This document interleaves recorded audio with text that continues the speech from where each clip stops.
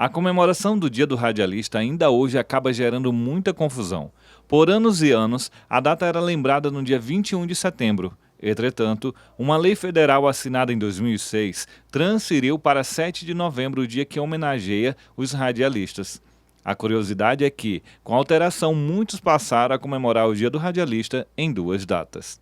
Júlia, descubra um novo grau de sabor. Corre lá e aproveita. Valeu, Fábio Lopes! Quem nunca se encantou com aquela voz, desejando um bom dia com alegria, energia, tornando um dia mais especial, com notícias, entretenimento e muito mais.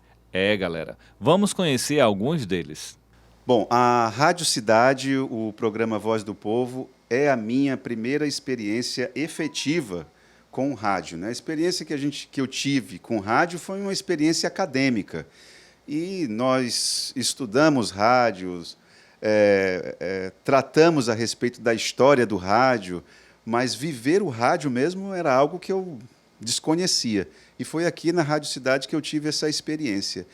E confesso que é uma experiência que, para mim, tem sido muito rica, porque a relação do ouvinte com você, profissional de rádio, é algo que eu tinha uma dimensão teórica, mas a prática é algo assim fascinante.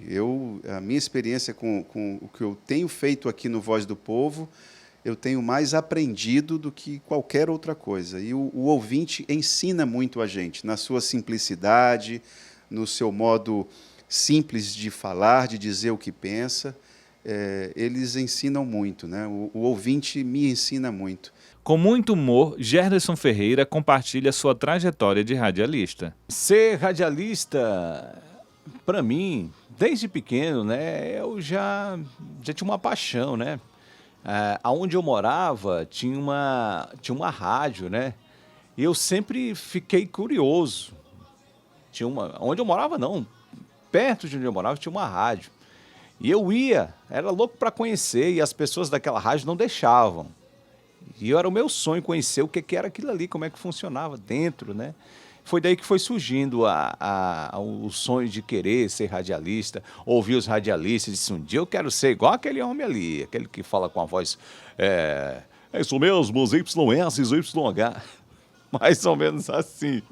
Então eu sempre tive assim, um carinho imenso pelo rádio, desde pequeno. E foi daí que eu fui tentando e até que eu consegui. A minha primeira experiência como radialista foi uma negação. A primeira semana eu fui demitido, né? Fui demitido, horrível. O dono da emissora chegou para mim, sentou e disse assim, cara, deixa eu te pedir um favor, não apareça aqui mais nunca. E eu vou dizer uma coisa, você tem que procurar outra profissão, que você não dá para ser jornalista. Minha primeira experiência foi um pouco traumática, né? Chorei, fui para casa chorando. E foi daí que a mulher do patrão da minha primeira experiência, a primeira rádio que eu trabalhei, ela chegou e disse, viu eu chorando, né? Que eu fiquei aos prantos ali no corredor da emissora. E a esposa do patrão chegou e disse, vá para casa, se prepare, vá ler jornal, vá... Aí deu as dicas lá de como que era para mim proceder e voltar na segunda-feira. Mas eu vou voltar? Vai, você volte aqui segunda-feira. Assim eu fiz. Final de semana eu fiquei me preparando e voltei na segunda-feira. Na segunda-feira, juntou uma mistura de choro com revolta. E foi daí que foi indo, né? Mas logo no início foi bem complicado, porque não teve ninguém para dizer assim, eu vou te ajudar. Foi o querer mesmo. Se eu não quisesse, eu tinha que querer, estava na veia. Tinha que ir goela abaixo. Então, eu não tinha a questão do não, era assim, tinha que dar tudo certo. Então, a primeira experiência foi um pouco traumática. Mas foi daí que a gente foi se aperfeiçoando com o tempo e foi melhorando. Não poderíamos deixar de invadir o programa Canto Sertanejo e falar com Júnior Barros. Eu tenho ouvintes que, quando eu comecei, eu usava o nome de Barros Júnior. Era o inverso, não era Júnior Barros. Eu tenho um amigo que até hoje, quando ele me encontra, ele fala, e aí, Barros Júnior, como é que tá?